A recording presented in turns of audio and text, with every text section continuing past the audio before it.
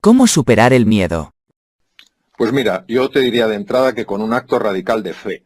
O el miedo nos gobierna o la fe nos dirige, así de claro. Entonces, el miedo no es malo en el ser humano. El miedo nos ha ayudado a sobrevivir situaciones tremendamente complejas que no tenemos que olvidar. El problema es cuando el miedo lo genera la mente. Porque la mente es capaz de intensificar y prolongar el miedo hasta niveles insospechados. Es capaz de activar mecanismos ancestrales y generar en nosotros una sensación de pavor tan grande que uno recuerda cuando uno intentaba huir de un tigre dientes de sable. Esa certeza consiste en posicionarse de forma radical en que, aunque ahora no lo veamos, nosotros vamos a pasar de una situación de hundimiento a una situación de descubrimiento. Posicionarse de forma radical en que el ser humano, en su interior y sobre todo cuando estamos juntos, tiene recursos en forma de espíritu emprendedor, en forma de liderazgo, en forma de creatividad, que puede darle la vuelta prácticamente a cualquier situación. ¿Qué es lo que ocurre? Que si nos dejamos amilanar, aplastar por esas circunstancias, algo que indudablemente es un problema muy complejo, lo convertiremos en un problema insoluble. Por eso esa determinación de lo estoy pasando mal, lo voy a pasar mal, nosotros de aquí salimos reforzados, tiene una fuerza tremenda, porque cuando uno resuelve con verdadera intensidad, con verdadero compromiso, que su vida va a ser así, no está diciendo que en su vida no haya problemas, no está diciendo que no lo esté pasando mal, no está diciendo que no tenga dolor, lo que está diciendo es que confía más en sus capacidades que en el problema, confía más en la grandeza de los seres humanos que en las mezquindades. Confía más en que la cooperación lleva más lejos que la rivalidad. Y este posicionamiento radical es tan importante porque vivimos en una ilusión óptica. El ser humano es capaz de co-crear la realidad. No somos espectadores pasivos. No tengo que decir, bueno, a ver el mundo que me encuentro. No, a ver el mundo que juntos creamos. Y somos capaces de entender este poderío, que no es arrogancia, es justo reconocimiento, que está en cada uno de nosotros y que se multiplica a la enésima potencia cuando lo hacemos juntos. No tenemos por qué vivir asustados, no podemos darnos el lujo en estos momentos de vivir asustados, porque anulamos toda esa grandeza, la sepultamos bajo la preocupación, bajo la angustia, bajo la depresión.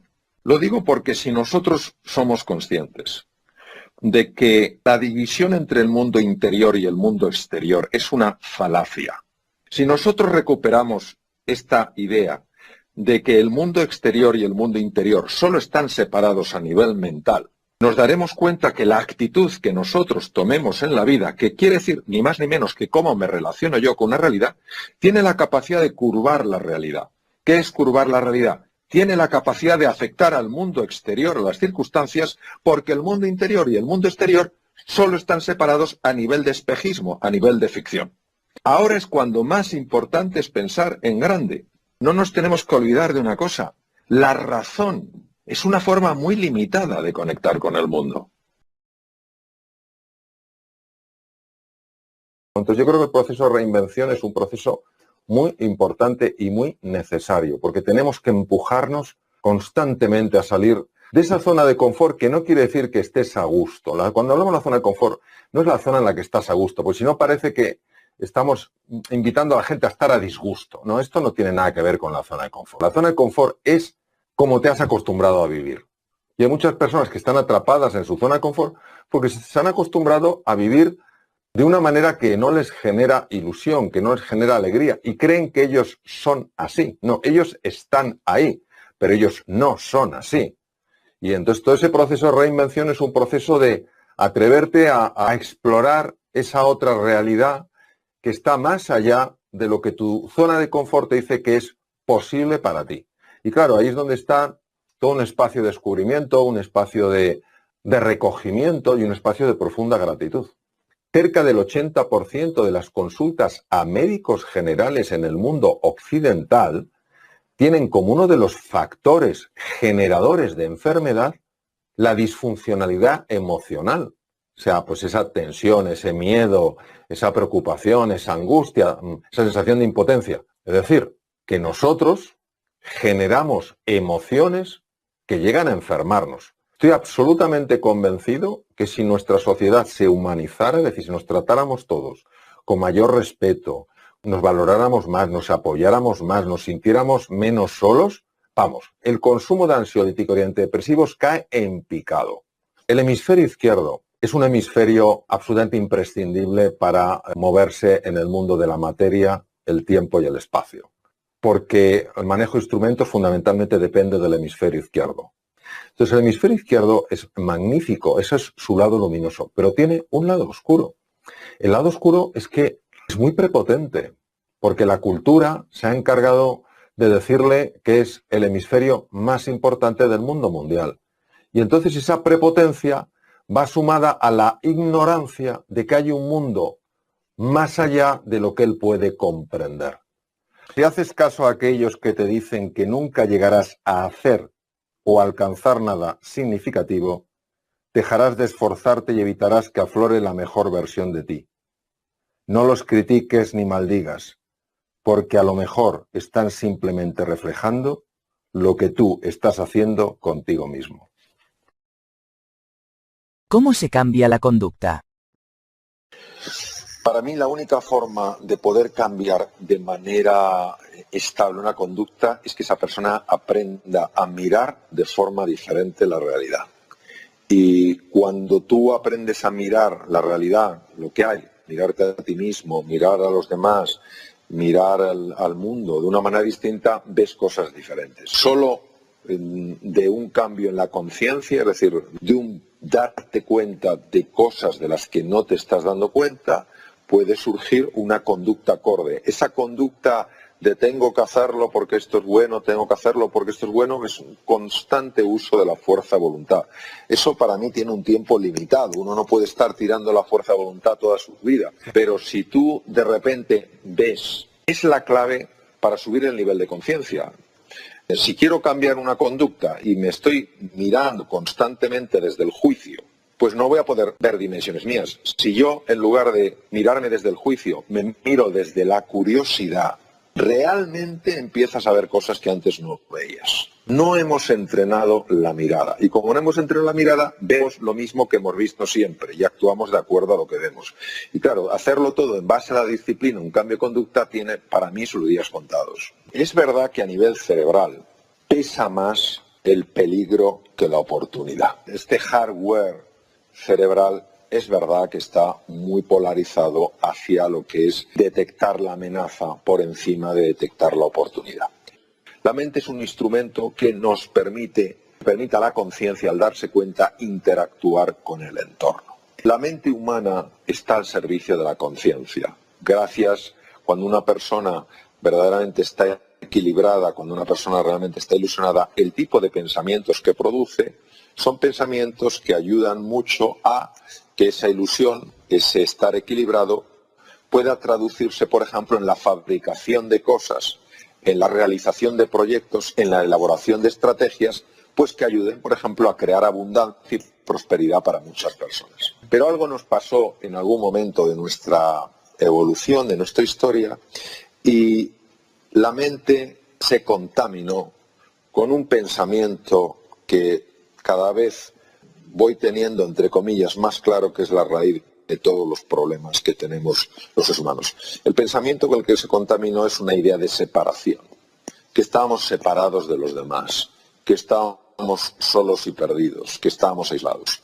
Esto ha llevado en gran medida, es lo que se llama la mente dualista o la mente condicionada, ha llevado en gran medida a que el ser humano se posicione siempre en la idea de que vive en un universo hostil.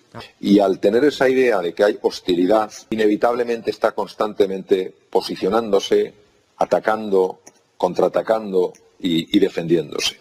La mente, como puede llevar a cabo en el mundo físico aquello que nosotros creemos, pues claro, si uno se siente en peligro, pues se armará bien.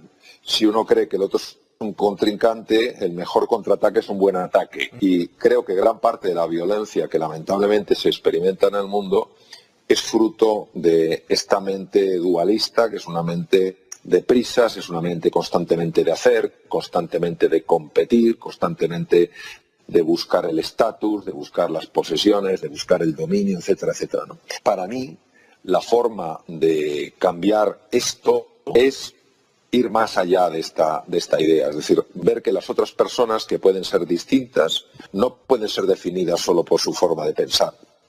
Hay personas que tienen un corte político y hay otras que tienen otro. Hay unas que tienen un corte educacional y otras tienen otro.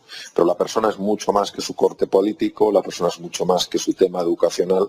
Entonces, cuando uno mira a esa persona, entendiendo que esa persona tenga una cultura distinta, sea de un partido que no te gusta, etcétera, etcétera, cuando tú ves que esa persona en su interior también tiene ilusiones como las tienes tú, tiene necesidades, tiene preocupaciones, tiene angustias y que al igual que tú quieres ser feliz, mucha de la animadversión, mucho del rechazo se va mitigando. Y entonces te das cuenta de que al final el resto tiene muy poca importancia, porque cuando dos personas conectan a nivel personal, qué difícil es que puedan entrar en conflicto. Yo creo que las personas hemos avanzado muchísimo tecnológicamente, por supuesto, pero creo que hemos avanzado muy poco psicológicamente. Es decir, sigue habiendo un profundo egoísmo en nuestro corazón, sigue habiendo una profunda envidia en nuestro corazón, sigue habiendo una profunda violencia en nuestro corazón, y eso inevitablemente se expresa en mayor o menor medida. En algunas personas saldrá más, en otras saldrá menos. Y esa falta de evolución es debido a que seguimos atrapados en un modelo mental que no funciona. Un modelo mental que sí funciona para construir cosas, para avanzar tecnológicamente, pero un modelo mental que no funciona para unir personas. Anticiparse es siempre importante, pero lo que realmente transforma la existencia es llevar tu mejor versión a cada momento del presente. Porque si tú en cada cosa que estás haciendo estás poniendo lo mejor que hay en ti, de forma natural estás construyendo un futuro prometedor desde un presente donde estás verdaderamente comprometido. Está bien tener unas previsiones de cara al futuro, pero lo que hay que tener mucho cuidado es en vivir en el futuro, cuando en realidad el único tiempo que existe es el presente, el que pueden tocar nuestros 5 sentidos. El problema de la mente dualista es que utiliza la proyección al futuro, que es natural en la mente, porque hay áreas cerebrales, la corteza prefrontal, que lo que permite es mirar al futuro. Lo que utiliza la mente dualista, esta mente que está enferma, lo que hace es proyecta al futuro, pero lo que proyecta es la preocupación, es la ansiedad, es la angustia de lo que puede pasar. Qué pocas personas realmente cuando están proyectando el futuro están sencillamente anticipando posibilidades. Pero lo mismo hace con el pasado, es decir, cuando la mente dualista nos lleva al pasado, ¿a qué nos lleva? Nos lleva la mayor parte de las veces a lamentarnos por cosas que teníamos que haber hecho y no hicimos, por decisiones que teníamos que haber tomado y no tomamos, etcétera. Qué pocas veces es para llevarnos a un sitio agradable. Y cuando nos lleva a un sitio agradable, muchas veces no nos lleva sencillamente para que podamos reconocer algo que funciona en nuestras vidas. Es para alejarnos del presente y se convierte en una evasión. Yo creo que ahí está uno de los grandes retos para cada uno de nosotros. El saber, por supuesto, entender que hay un futuro y bueno, que hay que hacer unas previsiones, pero sobre todo entender que el futuro no es algo que uno se encuentra, sino que es algo que uno crea desde el presente. Y claro, eso lo que lleva a la fuerza, lo que lleva a la acción, lo que lleva al compromiso es al presente. Y cuando la mente te intente llevar, anda, que si esto sale mal, tú vas a hacer en ese momento las cosas lo mejor que sabes hacer. Y se va abriendo un camino que es un camino mucho más inteligente que el que la mente dualista puede hacer. Porque la mente dualista lo que nos intenta hacer ver es que es lo único que hay y que es lo único fiable para nosotros. No. La verdadera esencia del ser humano está mucho más allá de la mente. Por eso hay momentos, y todos hemos experimentado, donde sale una inteligencia natural. De manera natural te sale una forma de hacer las cosas tan sumamente inteligente, tan sumamente creativa, que dices, pero ¿esto dónde ha salido? Si este no soy yo, claro, que ese eres tú. Ese eres el verdadero tú. ¿Se puede enfermar de rabia o de miedo? Naturalmente que sí. El miedo extremo, claro que puede matar. La rabia extrema puede producirte una subida tan masiva de la tensión arterial que te reviente un vaso cerebral, un vaso de la retina, un vaso del corazón. Naturalmente que sí. Es decir, es esto de que el cuerpo y la mente van cada uno a su bola, es que no tiene ningún sentido. Es decir, son dos realidades que no se pueden separar. Sí se pueden distinguir para podernos entender, pero no se pueden separar. La persona que está constantemente resentida o constantemente asustada o constantemente llena de rabia está permanentemente liberando cortisol en la sangre, permanentemente. ¿Cómo podemos estar alerta del estrés y qué hay que hacer para reducirlo? Bueno, en primer lugar, yo diría que nuestra sociedad dice que el estrés es malo, pero aplaude el estrés. La persona que dice que no tiene tiempo para nada es percibida como el gran triunfador. Todos tenemos el tiempo muy ajustado, está claro. Pero dentro de tener el tiempo ajustado hay una parte que tiene que formar parte de esa inversión de tiempo, que es estar constantemente reequilibrando cada vez que te desequilibras. Pero nuestra sociedad sigue pensando que el ir deprisa, corriendo de un lado a otro, es un signo de que eres una persona importante y que te van bien las cosas. Entonces, ¿qué podemos hacer? Darnos cuenta de que esto es absurdo, de que para poder funcionar bien en la vida hay que estar equilibrado. Que si una persona no está equilibrada, todo lo que haga, tomar decisiones, resolver problemas, ir a visitar a un cliente, tener una charla con su hijo, con su mujer, con su marido, con su amigo, con su novia, con quien sea, va a estar impregnado de esta tensión.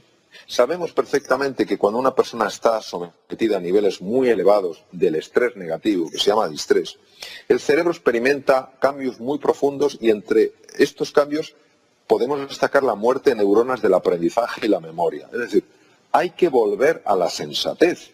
Si es que cuando una persona está equilibrada, es mucho más eficiente. Es como el leñador que afila su hacha, cortará más árboles que aquel que no afila su hacha. Y el que no afila su hacha se preguntará por qué le tocan los árboles más duros del bosque. Es que como no tienes el hacha afilada, cada vez vas a tener que levantarte más temprano y acostarte más tarde, porque no tomas ese espacio de tiempo necesario para afilar tu hacha. Entonces, ¿qué es lo que podemos hacer? Primero, caer en la cuenta de que esto no es una cosa que ya la haré. Precisamente hay que pararse para poder luego ir más deprisa. Y mientras uno no caiga en la cuenta de esto, pues es igual, o sea, es uno el que se lo tiene que decir a sí mismo y decir, tiene que haber otra forma de vivir donde no reduzco mi eficiencia, no reduzco mi creatividad, sino muy al contrario, las aumento, precisamente por el hecho de que cuando me siento desequilibrado me reequilibro. ¿Cuándo estoy desequilibrado? Estoy desequilibrado cuando me doy cuenta que estoy agotado, cuando veo que estoy irritable, cuando veo que no me puedo concentrar, cuando veo que las cosas no las puedo recordar.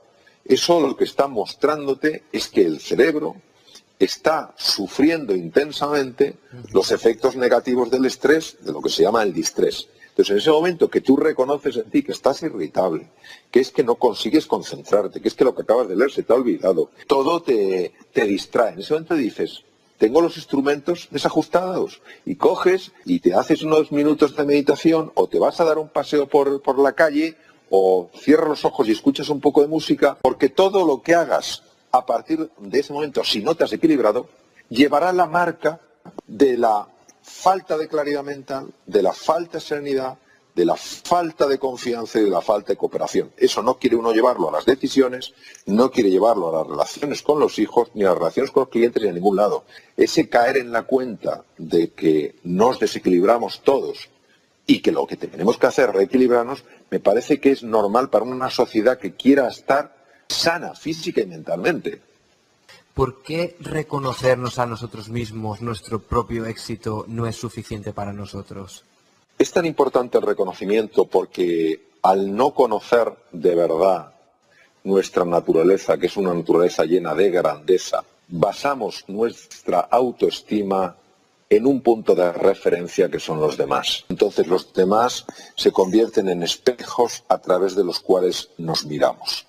Si yo tengo claramente la experiencia de que como ser humano valgo la pena, de que hay grandeza en mi interior, las opiniones de los demás me pueden importar, pero no me van a trastornar, ni en lo bueno ni en lo malo. Es decir, ni las buscaré insaciablemente para que constantemente me estén diciendo lo bueno que soy, ni me destrozará cuando me digan es que no vales para nada, no llegarás a nada. Sencillamente serán comentarios de los cuales sacaré alguna información que obviamente me puede ser útil, pero no se convertirán en la única referencia.